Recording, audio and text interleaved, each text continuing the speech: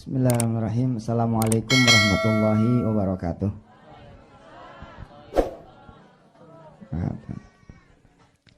Sebelum jalan ke Tanah Suci, ya, coba dulu jalan ke Tanah Abang.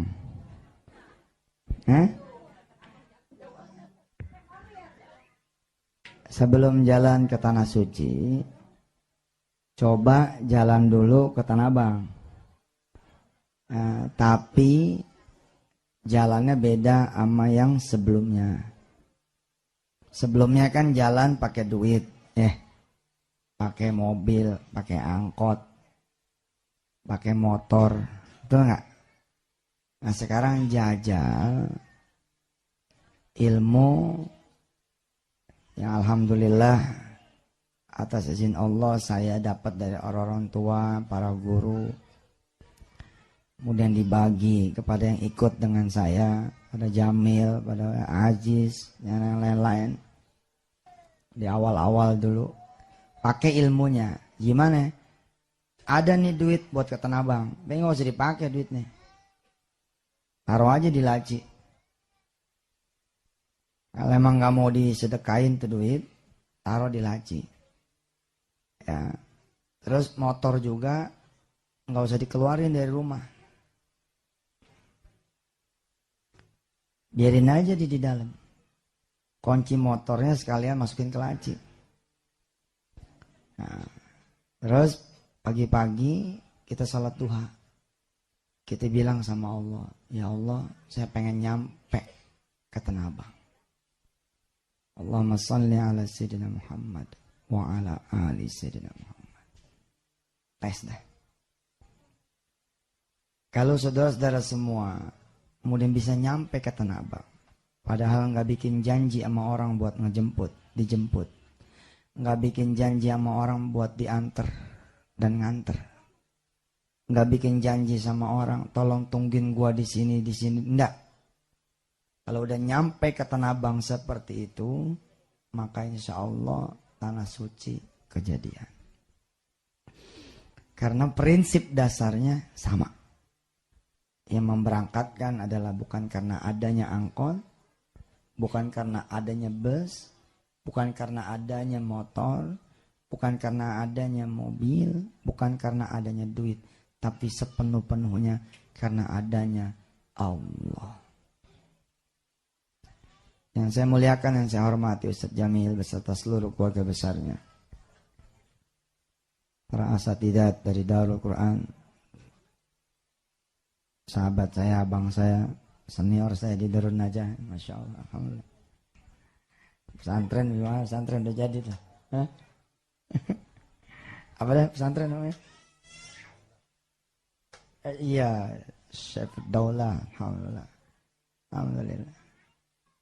Dan seluruh para ulama, para kiai, para hujat yang ada di sini. Saya mengingat ketika awal-awal membangun pesantren dengan Aziz, dengan Jamil, semuanya masih pada blow on. Nah, saya yang paling blow on. Alhamdulillah karena blow on pasrahnya banyak. Ya, kadang-kadang saya nggak ngerti sama orang yang pinter. Karena blow on itu kita pasrahnya ada gitu. Dan itu ya sebenarnya disebut orang pinter. Nah, dulu saya ingat Jamil pengen punya anak. Dulu saya punya 3 orang. Punya Hendi Rustandi, punya Jamil, punya Rohim. Belum ada itu yang namanya Hendi Irawan. Belum ada yang namanya Ustadz Sani, Ustadz Tarmi, belum ada. 3 orang.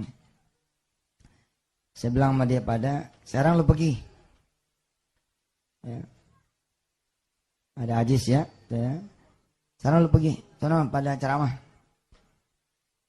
Tapi ikutin gua. Ada pengen kaya kan, ikutin gua. Gimana caranya? Duitnya nanti jangan lu ambil. Lu setoran. Kita setoran ke pesantren. Berapa duit ente ceramah dibayar, sini setoran. Gitu kira-kira. Zaman dulu nih. Alhamdulillah. Jamil termasuk yang selamat. Dia lapor. nih ada duit segini, dikasihnya. Ongkosnya segini, ini sisanya. Rohim juga begitu, alhamdulillah selamat. Ajis juga alhamdulillah selamat. Terus saya bilang, kalau kita istiqomah kayak begini, insya Allah Darul Quran bakalan gede. Nah, mulailah kemudian beriadoh. Riadonya Jamil kemudian menghasilkan BMW biru waktu itu. Nah, Jamil ngadu lagi ke saya. Aduh, ini ngeriadoin anak dapat mobil nih. Saya ingetin dia, Mel, lu kan maunya anak, bukan mobil kan? Dah mobilnya lu setekain lagi sama dia. Dang jalan, dapat rumah. Saya bilang lagi sama dia, Mel, fokus, ente hajatnya anak. Rumah, lewatin lagi tuh rumah. Subhanallah, kemudian nyampe. Alhamdulillah nyampe. Saya pun kemudian mengajarkan diri saya dan kanan kiri saya bahwa sepenuh-penuhnya yang bisa mengerti kebutuhan kita dan mampu menjawab kebutuhan kita itu cuma Allah. Jadi saya bilang sama Jamil, nggak boleh ngadu sama saya, nggak boleh ngadu sama teman-teman, ngadunya sama Allah aja. Sebab percuma, teman mah budak semua. Kalau Allah nggak ngizinin denger, nggak mungkin dengar. Jadi sekalian aja minta sama yang maha mendengar. Kita ngetok pintu orang, belum tentu terbuka. Sekalinya terbuka, belum tentu dia bisa bantu. Tapi Allah mah masuk ke kamar kita, nawarin ke kita bantuannya. Imam Hasan Basri mendengar dialog seorang yang meminta kepada sahabatnya. Lalu dia membawa cemeti, begitu dikisahkan dari para orang tua. Cemeti itu langsung dicambuk sama Imam Hasan Basri. Walaupun saya tidak mengerti cerita ini. Kalau emang benar cerita ini, ngapain juga Imam Hasan Basri nyemeti. Tapi barangkali ini Masya Allah ini cerita. Imam Hasan Basri kemudian menyemeti, ya, mencambuk orang miskin ini. Dan dibilang, celaka kamu meminta kepada yang sama-sama mencari dunia. Minta sekalian sama yang memiliki dunia. Ada yang di rumahnya punya beras malam ini, ada? Hah? Aman dah ya, buat besok aman kan? Jajal. Satu malam jajal. Kosongin rumah bener-bener kosong. Beras yang ada, keluarin. Garam yang ada, keluarin. Kecap yang ada, keluarin. Pokoknya jangan disisain di rumah. Lalu bersama-sama orang rumah bangun malam, ngomong sama Allah, ya Allah udah saya sedekain tuh semua. Besok bagaimana nih urusan makan nih? Saksikan kebesaran Allah. Insya Allah besok nggak makan. Karena udah disedekain malamnya. Terus apakah Allah tidak datang? Tungguin lagi. Allah juga tahu kalau cuma lewat sepagian doang, Masya Allah orang masih tahan.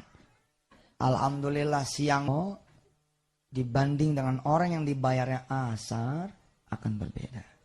Jamil saya saksikan adalah orang-orang yang tahan dibayar oleh Allah di waktu asar.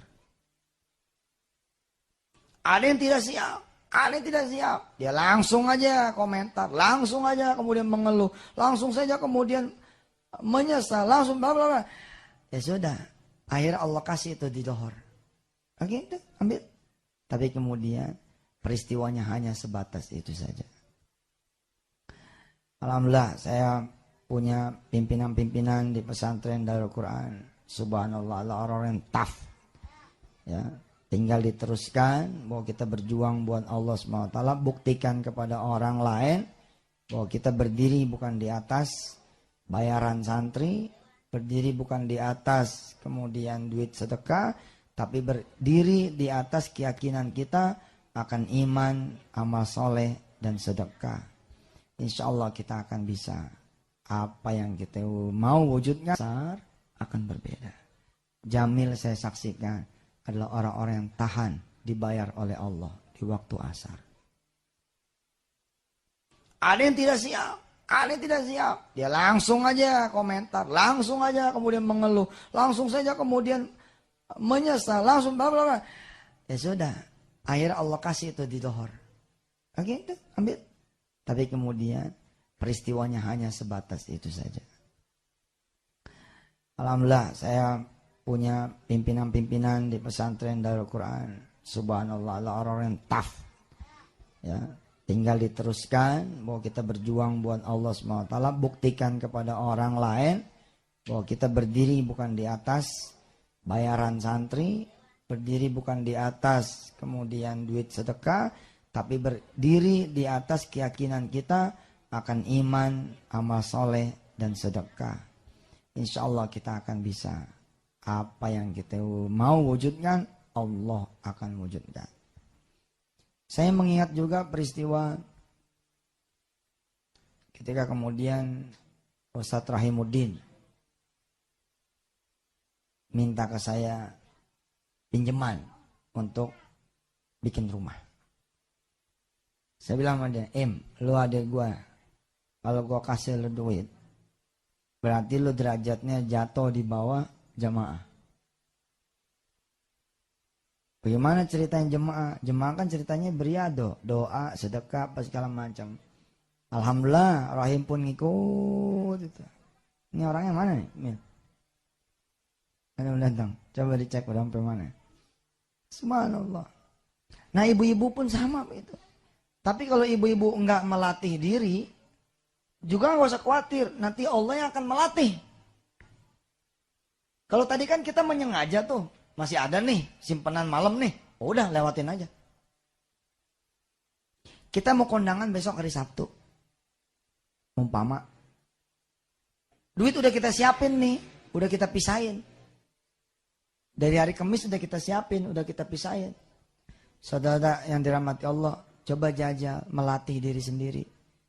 Duit yang buat hari Sabtu, hari Kamis lewatin aja, hilangin. Sedekahin aja udah. Insya Allah hari Sabtu nggak bakal bisa kondangan. Duitnya habis. Secara sedekah maka akan terjadi begini nih. Insya Allah Sabtu ketemu aja begitu kan. Tapi kalau orang yang ketemu di hari Sabtu, bayaran dari sedekah di hari Kamis, ini nggak istimewa.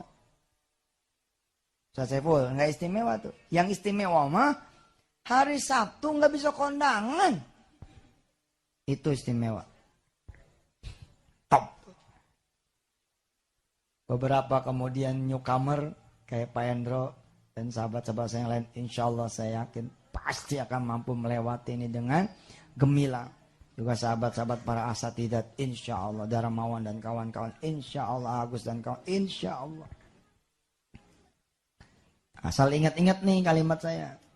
Kita lihat ya, begitu Sabtu kita nggak bisa kondangan, kita lihat apa yang terjadi. Minggu paginya yang bikin hajatan ke rumah ente, subhanallah. Assalamualaikum Ji, Waalaikumsalam. Kemarin kemana nggak datang? Ya gitu ya. Ya udah, kemarin kan nggak bisa ketemu. Aneh panjang mata aneh mana nih Yusuf nih nggak datang. Ya udah. Alhamdulillah kemarin udah beres. Ini ada sisa ini nih, ada sisa apa tuh? Coba mana? Bawa sini. Wah, istrinya bawain. Ternyata Allah bikin yang punya hajatan datang ke dia. Gini ya, nih santri-santri punya koreng di dengkul. Kalau dia mandi sendiri, kira-kira bisa diamanin nggak koreng? Insya Allah bisa diamanin. Dia puter, nggak nyampe ke tempat yang koreng. Nah, begitu beres, dia lap satu anduk yang kering jadi basah, oke, pakai air hangat, dia popol. Tapi kalau ini santri dimandiin sama orang lain, waduh nggak ada cerita tuh, langsung dibabet semua, la ilaha illallah Muhammadur Rasulullah. Motor disayang-sayang, disuruh sedekah nggak mau, disuruh ngacung sampai yang punya motor nggak ada yang ngacung. Orang lain dengan dirinya sendiri menyedekahkan, tapi dia tidak menyedekahkan, nanti suatu saat Allah yang akan mengambil. Bukan selalu mengambil harus ada soalan dosa, nggak mesti begitu. Allah pengen ngajarin, coba ente ilangin harta ente. Dan lihat bagaimana Allah bekerja. Ternyata begitu udah dihilangin sama Allah, kita jadi belajar. Masya Allah 2 bulan aneh nggak pakai motor ya. Sebab juga nggak perlu motor. Sebab hari pertama motor hilang, hari pertama itu juga saya di PHK. Begitu di PHK kemudian malah bisa buka warung. Dapat 1-2 minggu saya buka warung, ada tempat sedikit saya buka bengkel. Dalam 2 bulan kemudian pelanggan jadi banyak, baru kita bilang, iya subhanallah nggak ada motor malah saya di PHK, alhamdulillah. Sebenarnya kalau dibalik ya udah. Bismillah aja ada motor sedekahin aja udah. Maka peristiwanya pun akan sama. Besok di PHK juga. Setelah di PHK istri buka warung juga. Setelah istri buka warung juga dapat berapa minggu ada space buka bengkel juga. Bedanya apa? Yang satu dia awas. Yang satu dia waspada. Yang satu dia bakal terjadi peristiwa-peristiwa yang seperti ini seperti itu. Subhanallah. Orang kampung mana aja nurut sama Yusuf Mansur. Dia copot-copotin cincinnya. Dia copot-copotin gelangnya. Nggak dia pakai, nggak dia tahan-tahan. Dan alhamdulillah 12 tahun kami berdakwah atas izin Allah. Dari tahun 99. Nggak pernah ada yang kecewa. Kecuali saya bilang tadi. Sedekahnya malam, pagi nggak dibayar. Bolehlah dia kecewa. Tapi nanti ketika asar menjelang dia akan berterima kasih kepada Yusuf Mansur. Saat afannya, aneh marah-marah mantu. Aneh lagi enak-enak usaha, ente suruh sedekahin rokoknya. Aneh lagi enak-enak usaha, modalnya ente suruh sedekahin. Habis itu aneh malah ditipu, bangkrut, hancur, bla bla bla. Tapi alhamdulillah setelah jalan 2 tahun, subhanallah Ustaz. Aset kami bertambah jadi sekian belas miliar rupiah. Saya terima kasih. Makanya saya Maya tenang gitu. Saya kalau udah kena ngedidik kan gini ya. Ya, saya jarang ngedidik man by man. Jadi bersenang-senanglah orang di sekitar saya kalau saya popol. Kalau udah saya gituin tuh harusnya senang. Bukan malah marah-marah sama saya. Kalau udah saya popol tuh, itu udah paling bener dah. Itu paling bener dah tuh. Nah, itu udah paling bener dah. Karena saudara butuh sparring partner. Saya mah gini ya, ketika saya mengajarin Jamil CS gitu ya. Jamil CS di pesantren. Lalu kemudian ada ketidakenakan, saya masih santai aja. Karena belum ketemu aja, ntar udah ketemu dulu terima kasih. Tenang aja. Oh bukan main itu, ada yang mental, ada yang begini, ada yang itu, ada yang menjadi musuh saya, biasa aja. Saudara-saudara di dalam, di internal juga paham, ada si A, si B, si C. Sebagian lain mudah mengkritisi balik, bodoh amat. Talsa. Nah, bila mana ibu-ibu saudara-saudara semua pada malam hari ini kan kita bicara tentang tema haji. Nah, tapi kita tidak ada upaya menuju kepada arah sana. Ya memang tidak akan bisa kita menjadi pemenang, bisa berangkat ke Baitullah Haram. Secara duit kita yang nggak ada, mau secara apa lagi? Secara tabungan kita yang nggak punya, mau ngandelin tabungan yang mana lagi? Secara tanah juga saat ini siapa yang punya duit cash bisa beli tanah? Dengan harga yang memang kita inginkan, nggak ada juga gitu. Udah pada nggak ada, pada nggak punya, mestinya jadi ingat. Cuman Allah nih. Nah, ketika cuman Allah, kencengin ke Allahnya. Itu juga santri-santri itu. Ada santri-santri yang spesial. Santri-santri yang saya garap habis. Salah satunya Fahmi Habib Namira. Gimana nih? Udah. Tapi udah. Nanti Fahmi Habib sama Namira bakal melihat. Beda. Nanti taruna. Alhamdulillah. Kepayahan. Santi taruna gimana nih programnya nggak ada? Biarin aja. Tapi ini nggak ada yang ngasuh. Biarin aja udah. Makanya udah biarin aja. Kemarin ada wali santri ngomong. Ini siang-siang kok tidurnya di Uben. Saya bilang masih bagus. Cuman siang aneh. Pagi siang malam tidur di Uben. Santai-santai nggak pada mandi nih 4 hari. Bagus, aneh dulu 14 hari nggak mandi. Ya, saudara-saudara semua yang dirahmati Allah, sesungguhnya ketika saudara tidak melatih diri saudara sendiri, maka Allah yang akan melatih. Sok begini ya, saya sedekah nih. Begitu sedekah, saya jatuh ke lubang. Bluk, jatuh. Terus kita ngomong begini, kok udah sedekah masih jatuh ke lubang ya? Saudara perlu tahu, nggak sedekah juga, saudara mah jatuh ke lubang mah jatuh aja. Nggak ada urusan.